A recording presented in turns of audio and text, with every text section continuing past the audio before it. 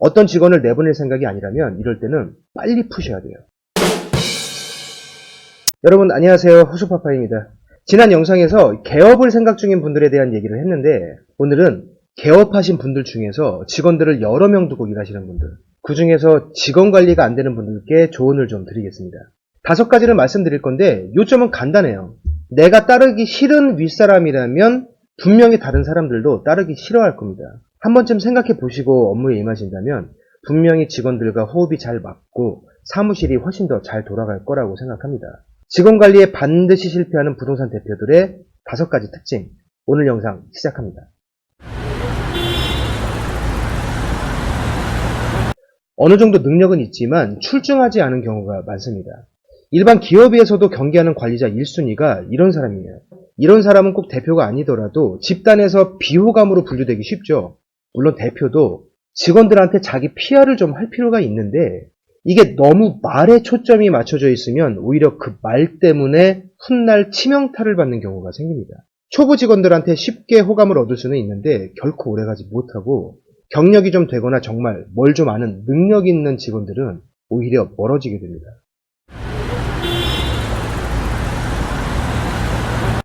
사무실을 관리한다는 것은 그 사무실 구성원들이 서로 잘 협조하고 매출도 잘 나오면서 잘 돌아가는 게 요점입니다.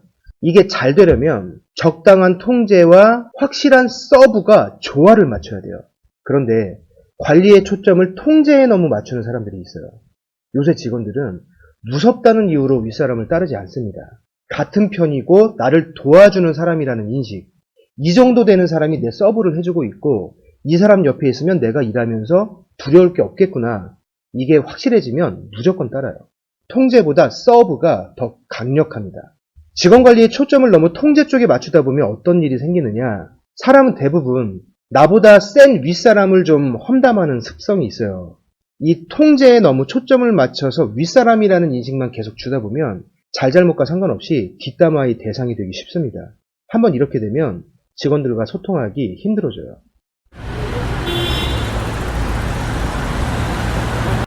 오늘 영상을 보시는 분들은 다들 중개업 하시는 분들이니까 쉽게 이해를 하실 거예요. 전화통화상에서는 굉장히 매너 있게 느껴졌는데 막상 만나보면 표정이나 제스처가 상당히 기분 나쁜 고객이 있습니다. 반대로 전화상에서는 굉장히 무뚝뚝했는데 막상 만나보면 표정이 정말 밝고 기분 좋은 고객이 분명히 있어요. 이런 일이 생기는 이유는 대화라는 것 자체가 말로만 이루어지는 것이 아니기 때문이에요. 말, 눈빛, 표정, 제스처 이런 걸 다 합친 게 대화입니다. 대표가 직원들과 대화할 때 이걸 신경 쓰지 않는다면 직원들 입장에서는 말하기엔 뭔가 쪼잔하지만 찝찝한 불쾌감을 계속 느끼다가 어느 날 사소한 불씨가 생겼을 때 쉽게 떠나요. 가만히 잘 있던 직원이 어느 날 작은 이유 때문에 그만둔다면 그건 지금 생긴 어떤 불씨 때문이 아닙니다. 과거부터 계속되던 찝찝하고 기분 나쁜 무언가가 그 순간에 터진 건데 거기에는 올바르지 못한 대화 방법도 분명히 한몫합니다. 직원들 앞에서 장계산을 하는 건 별로 안 좋아요. 통 큰 사람처럼 보여라, 이게 아니고 업무적인 얘기를 하는 겁니다. 직원을 여러 명 두고 일하다 보면 직원들끼리 손님이 겹친다던가 어떤 이해득실 때문에 트러블이 생기는 경우가 많아요. 이걸 잘 조정하는 것도 직원 관리의 핵심 중 하나인데 대표가 평상시에 장계산하는 모습을 자주 보이면 이걸 서로 기분 좋게 조정해 주는 게 어려워집니다. 직원들 간의 화합을 망칠 수가 있고 직원들은 엉뚱한 데 에너지를 쏟기 시작합니다.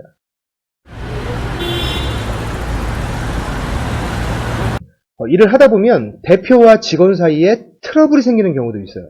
이게 자주 있어서는 안 되는 일이지만 분명히 생기는 일이기도 합니다. 어떤 직원을 내보낼 생각이 아니라면 이럴 때는 빨리 푸셔야 돼요. 어떤 트러블이 생겼을 때, 직원들이 서운해할 만한 조치를 취했을 때, 특정 직원한테 실수를 했거나 특정 직원이 실수를 했을 때 이게 오래가면 결코 좋은 일이 없어요. 어떤 직원과 트러블이 생겼을 때는 아랫사람이 그 얘기를 먼저 꺼내기는 어려워요. 대표가 먼저 나서서 허심탄회하게 얘기할 자리를 만들고 대단히 큰 일이 아니라면 서로 빨리 푸는 것이 다른 직원들과 전체 사무실을 위해서도 좋습니다. 오늘도 지난 영상에 이어서 창업과 관리에 대한 얘기를 해봤습니다. 이미 개업을 하신 분이나 앞으로 개업을 생각 중인 소속공인중개사 분들이 가벼운 마음으로 보시고 한 번쯤 생각해 보시면 좋겠습니다. 오늘 영상 여기서 마치고요. 저는 다음 영상에서 다시 뵙겠습니다. 고맙습니다.